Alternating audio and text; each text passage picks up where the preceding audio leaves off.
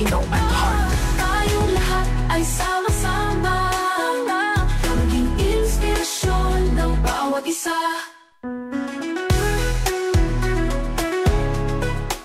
Having passion sa work niya. I remember one time, dinalaw lang niya ako out of nowhere kasi may sakit ako. And that made an impact sa life ko as a professional now here in New Zealand. Na in everything I do, I should do it with passion. And it just makes things easier, no? If you are enjoying and if you're doing things with passion. So, thank you po, Miss Ramiento from my elementary days. One day, yung English teacher ko in high school, sabi niya sa akin, Carmina, you need to be assertive. So I think yun yung advice na nagbigay ng malaking impact sa life ko ngayon. Kasi I think being assertive has helped me a lot with my profession. Because I think it's one of the important qualities na dapat meron tayo as a nurse. So I've learned to be assertive in every patient interaction, as well as in dealing and communicating with relatives. Because I think it's one way for them to build their trust in me as I provide care for them. So even in emergency situations, I've learned to be proactive such that if I've noticed something's not right with the patient, I would immediately escalate it to the medical team. And in that way, nakatulong ako to prevent further complications and para ma-lessen din yung hospital stay ng patients. So yeah, I think being assertive has helped me become a competent healthcare professional. And that would not be possible without the guidance of my English teacher who has actually pushed me to become one. So to my English teacher in high school, thank you, ma'am, because you have played a very significant role in developing my character as well as in my professional growth.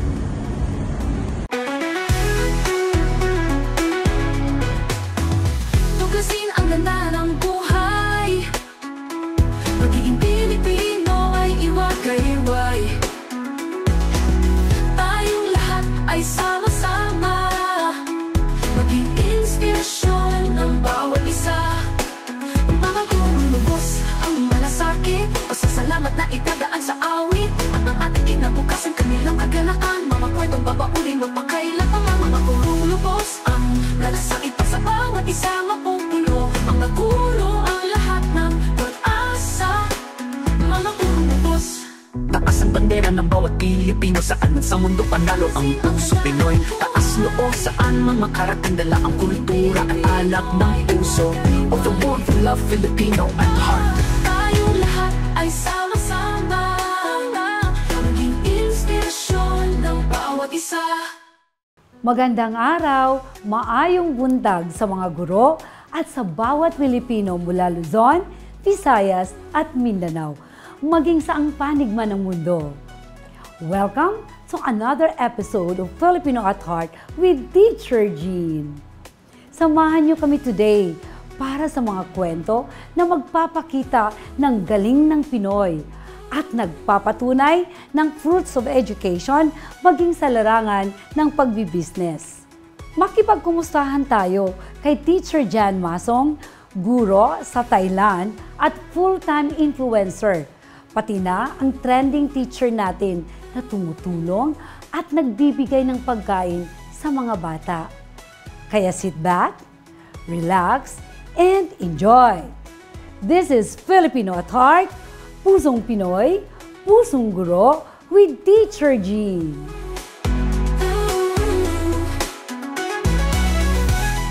Dito sa Filipino at Heart with Teacher Jean, itinatampok natin ang mga inspiring at patok na business. Sa araw na ito, makakasama natin ang isang empowered woman na nasa likod ng isang salon. Hindi lang nagpapaganda, kundi nagpapalakas din ng self-confidence ng kanilang customers. Kasama natin ngayon si Miss April Macalinaw, ang Administrative Officer, OIC ng Divalicious Premier Salon, Valenzuela. Magandang araw sa iyo, Miss April. Magandang araw po sa iyo, Miss Jean. Kumusta po kayo? Mabuti po. Ganda-ganda mo. Nagpaganda po talaga ako today, Teacher Jean, para po makasama kayo ngayong araw. Ang galing naman. Salamat, Miss April. Ngayon, alam ko at marami nagsabi na ang salon ninyo ay maganda talaga ang services at marami kayong mga loyal na customers.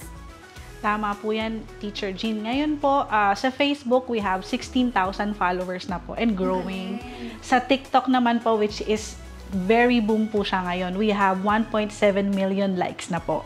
And sa aming Instagram account din po, we have more than 5,000 followers na rin po. So, going 7 years na po ang Divalicious Premier Salon. So, marami na po talaga kaming mga nahawakang buhok, kamay, at paa. Yung mga services po, lahat po ng mga bago and trending, sinusure po namin na meron din po sa aming salon para makasabay po sa hilig at hinahanap ng mga customer. Ano naman ang bago ninyong promo or mga services na meron kayo ngayon, lalo na ngayong summer? Ay, nako, Teacher Jean, ngayong summer pinaghandaan po namin yan. Kasi po, since sobrang init po ng panahon ngayon, we have added more hair treatment services para po sa mga consumers or mga customers po namin. Lalo na po yung mga mahilig mag-beach, mahilig umaura, mahilig rumampa sa kung saan-saang lugar ngayon dahil sobrang init. Kailangan po well-maintained at syempre fresh looking pa rin yung buhok nila kahit po tagaktak na yung pawis. Pero yeah, we have our cysteine treatments, we have our Brazilian treatments, meron din po kaming keratin treatments, and yung mga hair botox para po sa mga exposed sa araw at sa init. Ang galing naman, pero interesado ako doon, paano pa magawa yung hair botox? Ang hair botox po, tumutulong siya para mag-fill in or para po siyang nagiging semento. Pinapalibutan niya po yung buhok natin ng nutrients and other ingredients na nagpapa-fresh at nagpapaganda ng buhok natin. Wow, every 6 months or every year? Actually, ang hair treatment po, pwede po siyang after 2 months, pinaka-mabilis na po siya. Depende po sa pag-outgrow ng inyong buhok or gaano kabilis ang tubo niya. Pwede rin po siyang every 3 months or every 6 months. Hindi po siya harmful kasi ang usual chemicals or wala po siyang mga chemicals na ingredients. So, ang ginagamit po namin is all natural and nakakatulong po siya sa air din po natin. Actually, hindi po siya nakaka-damage ng ating hangin or ng ating air. Ang nangyayari po kasi, marami na pong chemicals yung ibang mga gamot na ginagamit natin sa salon. So, nakakadagdag po siya sa pollution. Which is, ito po ay hindi. Galing! Ang galing naman, Miss April. Para sa ating mga manunood, paano naman sila makapag-set ng appointment? Iniimbitahan ko po kayo na pumunta sa aming salon, Divalicious Premier Salon sa Valenzuela. We are located at Unit 3, Ground Floor, Arca Strip Building, Barangay Dalandanan, Valenzuela City. And available din po lahat ng information through our social media accounts, Facebook, Instagram, and TikTok. At syempre, lalo ngayong summer, wag nating hayaang mainit na, pangit pa. So punta po kayo sa amin. We are expecting you po. Salamat muli, Miss April, at sa ating mga viewers, huwag kalimutang suportahan ang ating local businesses. Diyan lang po kayo, magbabalik ang Filipino at Heart with Teacher Jean.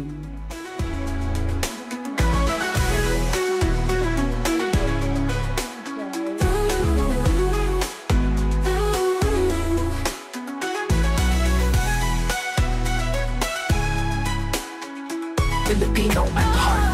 Tayong lahat ay sama-sama, maging inspirasyon ng bawat isa.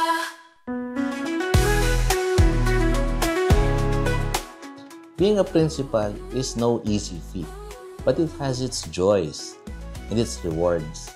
For one, the joy of working with a lot of people always inspires me. Everyday work is not easy, but still, we hang on, we keep on. Laban lang, because we know that what we are doing is for the benefit of the children. Makikita natin na talagang ang mga teachers nag-work hard. Marunong silang magturo, but we would like the dedication. So one factor that would affect the learning of our students. So they are all ready all the time, they have dedication, they come to work all early, every day, and then teach our students. And sa part din sa mga estudyante natin, so talagang nakinig sa teachers. Tapos mag-graduate sila na totoong tao.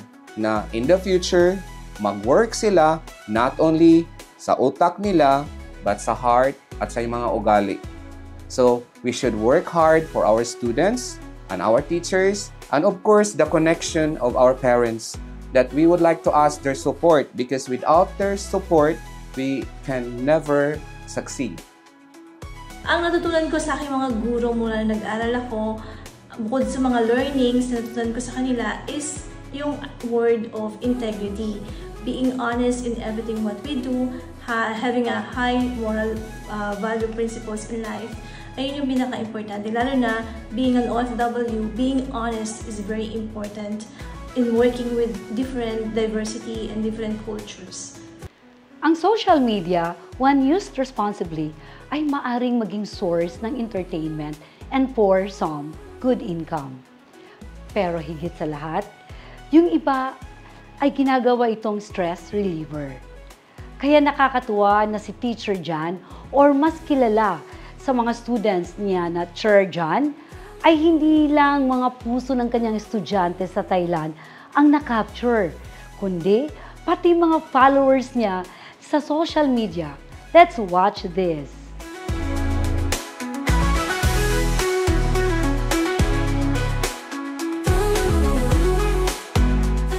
Familiar na tayo sa mga stories ng mga teachers natin na nag-migrate to try their luck abroad. At isa sa common destination for teaching jobs ay ang Thailand. This morning, makikilala natin si Teacher Jan Masong na ngayon ay isa ng full-time content creator. Samahan natin siya sa kanyang day in the life. A dedicated teacher, full-time vlogger, brand ambassador, and loving daughter. Yan ang ilan sa mga roles ni Teacher Jan Masong. Di lang sa kanyang mga vlogs, kundi pati sa totoong buhay. But fate has a different plan because ibang opportunity ang dumating kay Teacher Jan. My name is Teacher Jan. Chanja Ute. Chanja Guruja. Oh, narapat! At dahil sa mga day na life videos niya as a teacher in Thailand, mas kinagiliwan, minahal, at nakilala pa natin siya.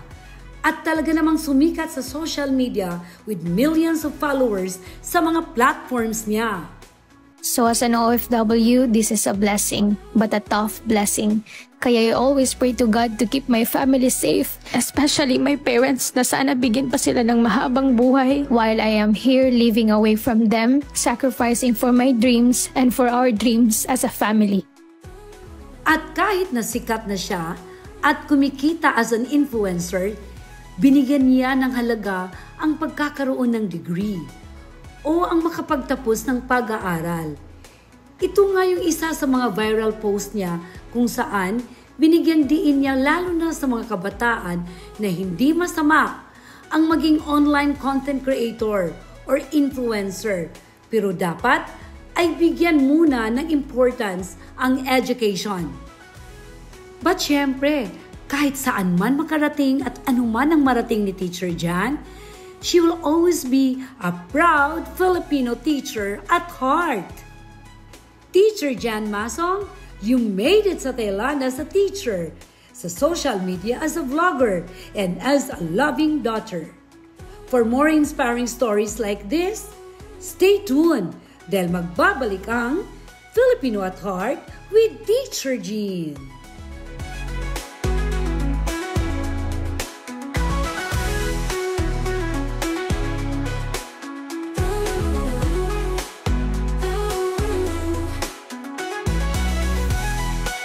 Tayong lahat ay sama-sama, maging inspirasyon ng bawat isa. Sa episode na ito ng Filipino at Heart with Teacher Jean ay pag-uusapan natin ang beauty and confidence na hatid sa atin ng iBeauty. Ang isa sa leading aesthetic clinics na nagbibigay ng world-class beauty and wellness services. Alamin natin ang inspirasyon sa likod ng iBeauty at kung paano nila ginagawang abot kaya, safe and effective ang kanilang mga treatments para sa lahat. Makakasama at makakapanayam natin ang CEO ng IBUTE na si Miss Dorothy Acutina at kasama ang beauty experts niyang sina Dr. Venus Koo and Dr. Paul Granados. Good morning sa inyo! Good morning, Teacher Jean. Thank you for coming. For you, Miss Dorothy, bakit mo pinili ang beauty and wellness industry? Yeah, for me kasi it's not just about outer beauty and wellness. For me, it's about boosting self-confidence and of course with the help of my business partners, with the help of the doctors, I have courage to at least build the IBUTE. Para naman sa ating mga doctors, paano na iba ang IBUTE sa iba pang clinics? Doc? Teacher Jean, sa amin sa IBUTE, as a co-founder of IBUTE po, we make sure as doctors na ang mga kasamahan po namin dito na gumagawa ng mga medical procedures are board certified, licensed, and trained po sa aming mga ginagawa naming beauty treatment sa aming mga patient. Kasi kailangan po ang mga hahawak sa ating mukha at katawan ay dapat talagang lisensyado. Anong pinakakaraniwang skin concerns na na-encounter ninyo? Usually, for me, number one is discoloration ng balat. You know, many Filipinos or Filipinas would like to have a lighter or brighter skin. And not necessarily naman na gusto nila na maputi. Ang gusto lang nila, most of the time, pantay ang kutis. So, isa yon. And right now, ang aming hina-highlight sa aming clinic at this time is yung aming booty brightening. Kasi syempre magbibikini na naman ang mga tao, magsiswimsuit na naman sila. And also it goes with every women na gusto nilang mas confident sila sa body nila. Now, Doc Paul, ano ang mga pinakakaraniwang surgery concerns ng inyong mga patients? Ngayon, Teacher Jean, sa IBUTE, meron 3 most common na concern ng mga patients regarding cosmetic surgeries. Ito ay una-una, rhinoplasty. Ito ay surgery to enhance the structure of the nose. Pangalawa, common din sa Pilipinas ang blepharoplasty. Ito ay eyelid surgery. Eyelid. It can be done in your upper or lower eyelid. Tapos ang pangatlo, common din sa natatanong sa IBUTE ay liposuction. Ito ay surgery to remove the unwanted fats in your body. Ano ang proseso ng pag-consult ng patients, Doc? Sa IBUTE, Teacher Jean, in our practice, common mistake sa mga patient ay yung pupunta sila sa clinic demanding this type of surgery na automatically gagawin na ng surgeon yon. In our practice, we screen patients. Not all patients are candidate to do the surgery. So, ini-screen pa talaga ninyo yun? Yeah, if indicated ka. Okay. Pag indicated ka to do this kind of surgery, then pwedeng gawin ng surgeon, or on my part, pwede kong gawin yung surgery. Pag hindi ka naman candidate, I would advise you to do non-surgical. Diba? Hindi lang yung, mapera to. Yes. Okay na. Kahit hindi naman okay. Opo. Kaya ang galing, no? Salamat. So you're really, you're protecting also your, patients. Yes patients po. We are advocates of beauty talaga. Gusto po namin yun. Kung ano ang best, based sa storyline kasi ni Miss Dorothy before na talaga, she wanted the best experience, the best beauty, the best po sa mga patient and clientele na ma-encounter namin. Ang galing naman, Ma'am Dorothy. Kung nais nilang maranasan ang high-quality aesthetic treatments, saan po kayo pwedeng puntahan or tawagan? Yes po, Teacher Jean, pwede po nila kami puntahan sa Green Hills San Juan, sa may State Condominium 4, and pwede din po nila kami puntahan sa Quezon City Celebrity Plaza, Escape Pod by New Living. So, ilang branches na pala kayo? Yeah, we're gonna expand a lot, no? Including actually out of the country. And if you want to reach us easier, meron kaming mga social pages, like I believe the Facebook and Instagram, and also TikTok. Andun din kami lahat. Thank you, Miss Dorothy, Doc Venus, and Doc Paul. Thank you for having us, Teacher Jean. Again, visit us at IBUTE. Nakaka-inspire ang journey ng IBUTE. Mula sa passion ng kanilang CEO hanggang sa dedikasyon ng kanilang expert doctors, tunay nga ang layunin nila ang magbigay ng pinakamagandang serbisyo para sa bawat Pilipino.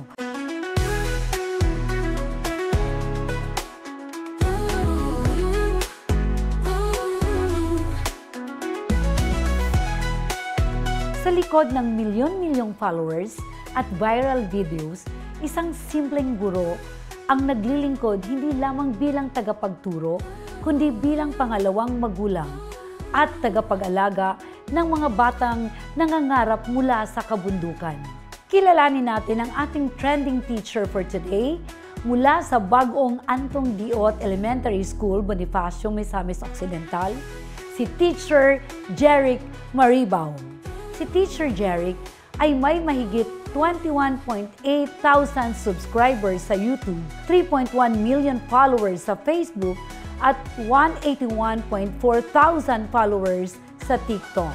Ngunit, higit sa mga numerong ito, ang tunay niyang yaman ay ang pagmamahal at malasakit na ibinubuhos niya araw-araw para sa kanyang mga estudyante.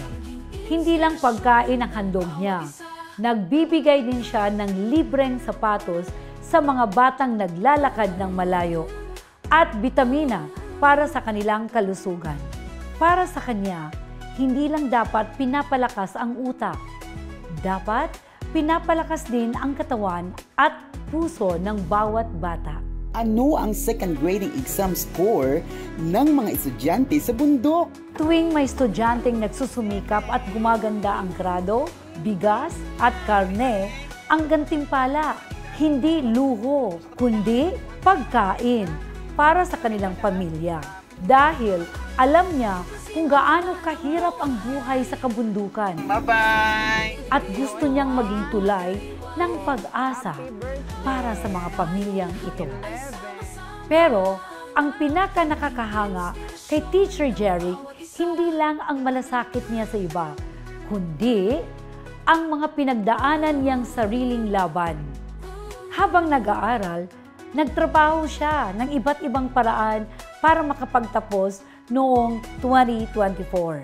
2 beses siyang naoperahan, June 19 dahil sa leukoma at October 1 dahil sa glaucoma. Sa kabila ng sariling pagsubok sa kalusugan, mas pinili niyang magpatuloy hindi para sa sarili, kundi para sa kanyang mga estudyante. Ang kwento ni Teacher Jeric ay kwento ng sakripisyo, pagmamahal, at pagkakaroon ng pusong tunay na Filipino na matatag, maalaga, at hindi sumusuko. Sa puso niya, sapat na ang yakap at ngiti ng bawat batang natututong mangarap muli. Saludo ang Filipino at Heart with Teacher Jean sa'yo, Sir Jeric Maribao.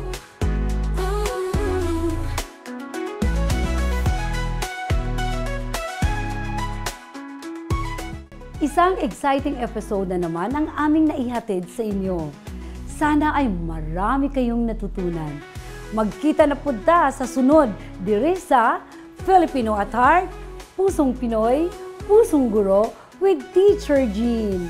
See you next week! Filipino at Heart would like to thank MC Grazing Table, Mr. Bean's Coffee Bar, Aroma de Amor, J&V's Catering, Imprenta Republica Printing Services, On The Snap, Photoman, and Photo Booth by To Photography, Ablasa Creatives Advertising, Grill and Guzzle Korean Barbecue Food Cart, TRS Duran Lights and Sounds, our main events, Penny Piggy Fen, Starlight International School, Sugared Food Supplement.